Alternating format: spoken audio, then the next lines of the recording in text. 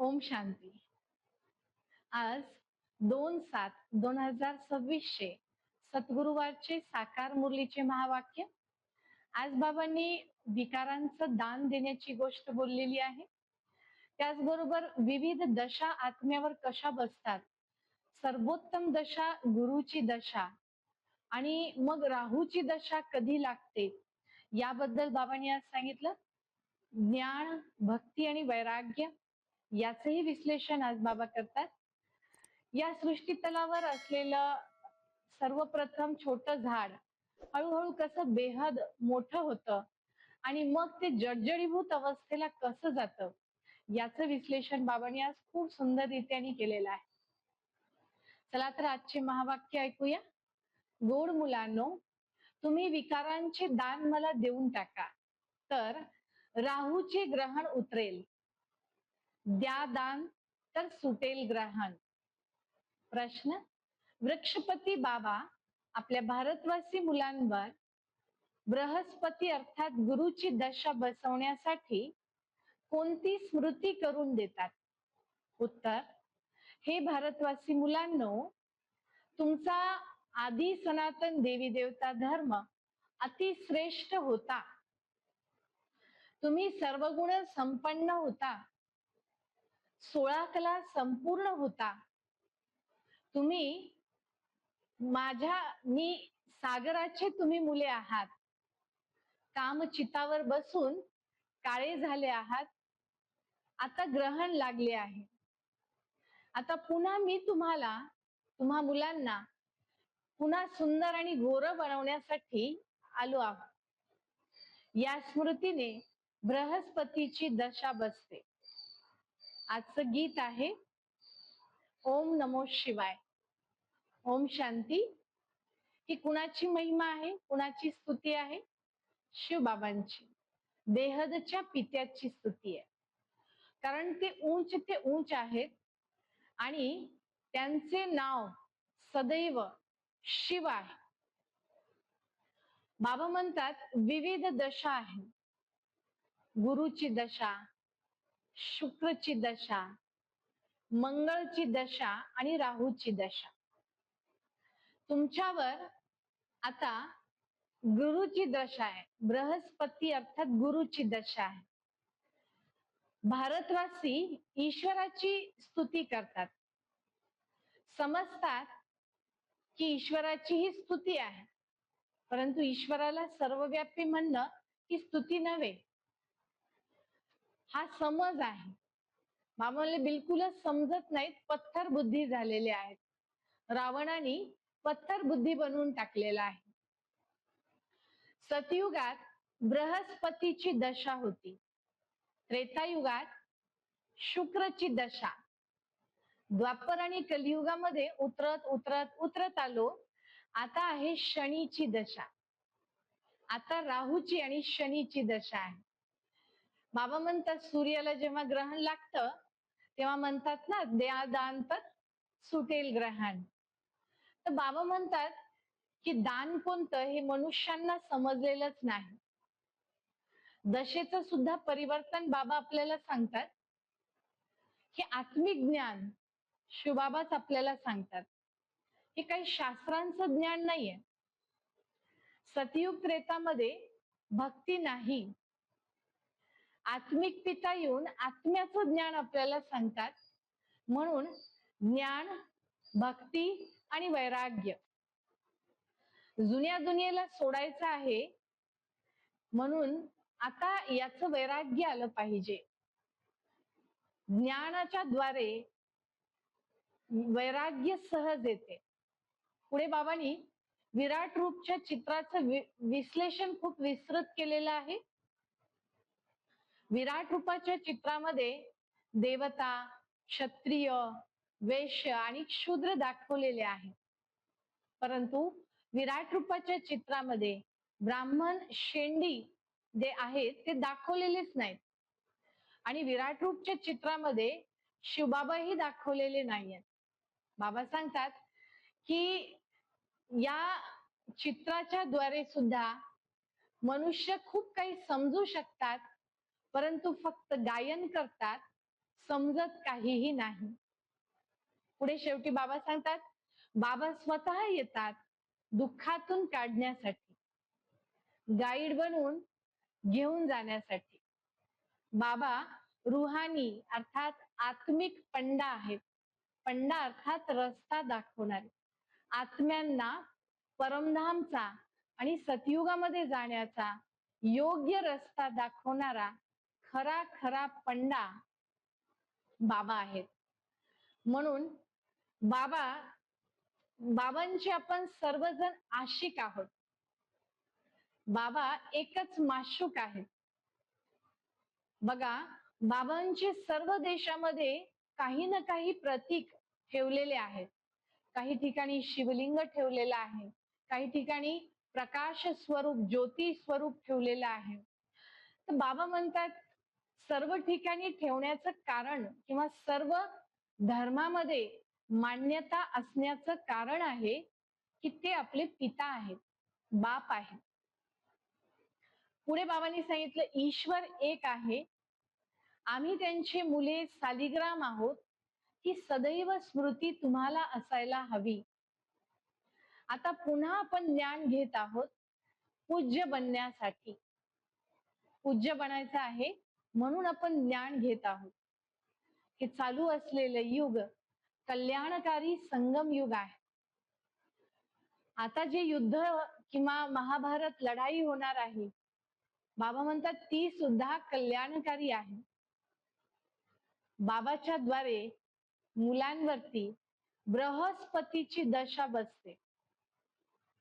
बाबा आलेलेच आहेत जन्मजन्मांतरीची दशा बदलून टाकण्यासाठी. म्हणजेच द्वापर युगापासून वेगवेगळ्या दशा आत्म्यावरती बसल्या, त्या बदलून टाकून बृहस्पतीची अर्थात गुरुची दशा बसवण्यासाठी बाबा स्वतः येतात. कारण बाबा बाप आहेत, शिक्षक आहेत, सद्गुरू आहेत आणि पतित पावन सुद्धा आहेत. पतितांना पावन बनवणारे. बाबा म्हणतात, इथे दुनियेमध्ये कोणाचा खून होतो, कुणी आत्महत्या करतं, तर हे सुद्धा दुःखद खेळ आज जो चालत आहे, परंतु याला सुद्धा नाटक म्हणता येईल. यात कोणाचीही चूक नाही. बऱ्याचदा काहीही चूक नसताना सुद्धा अचानक खूप सारा एक साथ मृत्यू असे प्रकार होतात, मृत्युमुखी पडतात. बाबा म्हणतात चूक नसतानाही करणे हे तर एक प्रकारे ड्रामा म्हणता येईल. एक बॉम्ब पडला की खलास, सर्व आत्मे सतो रजो तमो अशी पुनर्जन्मामध्ये येतात. बाबा म्हणतात सर्वांचे पुनर्जन्म होतात, सर्वांच्या अवस्था बदलतात, मी पुनर्जन्मात येत नाही आणि माझी अवस्थाही बदलत नाही. सुरुवातीला या सृष्टी तलावर जेव्हा सतयुग होतं, तेव्हा हे झाड मनुष्य सृष्टीचं खूप छोटस होतं, फुलांचं झाड होतं, छोटस होतं आणि फुलांचं झाड होतं. आता ते मोठं झालं पण काट्याचं जंगल झालं. बाबा म्हणतात, बाबांनी आज मुघल गार्डन आठवण करून दिलं. मुघल गार्डन मध्ये किती विविध प्रकारची फुलं आहेत, ते गार्डन किती मोठं आहे. बाबा म्हणतात की किती व्हरायटी प्रकारचे फुलं आहेत. तर आता तुम्हाला असं काट्यापासून फुल बनायचं आहे आणि छोट्याशा बगीच्यामध्ये अर्थात सतयुगामध्ये जायचं आहे.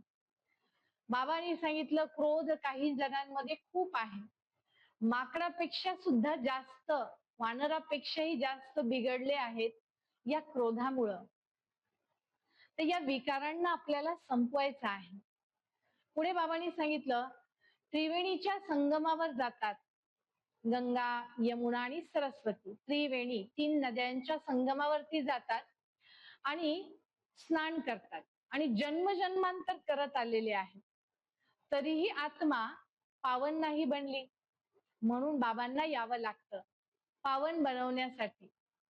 पारसनाथ बाबा आपल्या बुद्धीला पारस बनवण्यासाठी आलेले आहेत. तर अशा बाबांना किती प्रेमाने आठवण करायला पाहिजे, तर याचं विस्तृत विश्लेषण आज बाबांनी महावाक्यांमध्ये केलेलं आहे. शेवटी बाबा सांगतात, अच्छा गोड गोड मुलांप्रती, खूप दिवसापासून दूर झालेले पुन्हा येऊन भेटलेल्या मुलांप्रती मातपिता बापदादांची सुमधुर आठवण, सुप्रभात आणि नमस्ते. आत्मिक पित्याची आत्मिक मुलांना नमस्ते. आपणही म्हणायचे, आत्मिक मुलांची आत्मिक पित्यास नमस्ते नमस्ते. धारणेसाठी प्रथम पॉइंट आहे, या काट्याच्या दुनियेतून फुलांच्या बगीच्यामध्ये जाण्यासाठी जे पण काटे आहेत, आपल्या स्वतःमध्ये विकार आहेत, यांना काढायचा आहे. पारस बनवणाऱ्या बाबांना खूप प्रेमाने आठवण करायचे आहे. दुसरा पॉइंट, या कल्याणकारी संगमयुगावर शूद्र पासून ब्राह्मण बनायचा आहे. देवता बनवण्याचा पुरुषार्थ करायचा आहे. सर्वप्रथम संगम युगावर शूद्र पासून ब्राह्मण आणि ब्राह्मण पासून देवता बनवण्याचा पुरुषार्थ स्वतः करायचा आहे. राहूच्या ग्रहणास उतरवण्यासाठी विकारांचं दान देऊन टाकायचं आहे. वरदान आजचं वरदान खूप सुंदर आहे. संगम युगावर प्रत्येक कर्म कलेच्या रूपाने करणारे 16 कला संपन्न भवा. संगम युग विशेष कर्मरूपी कला दाखवण्याचं युग आहे. कर्मरूपी कलेने प्रत्येक कर्म करणारे 16 कला संपूर्ण बनणारे व 16 कला संपन्न बनून व्यवहार करणे हीच संपूर्ण स्टेजची निशाणी आहे. जसे साकारच्या रूपात बोलणे चालणे आपण पाहिले, ब्रह्माबाबांचे बोलणे चालणे यात विशेषता होती. सर्वांनी ती विशेषता पाहिली, तर ही कला होती ना.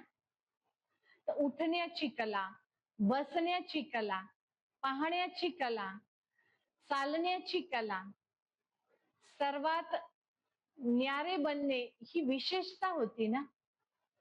तर असे अनुकरण ब्रह्माबाबांना आपल्याला करायचं आहे आणि 16 कला संपूर्ण संपन्न बनायचा आहे. आजचा सुविचार आहे, शक्तिशाली ते आहेत जे लगेच परखून निर्णय करतात.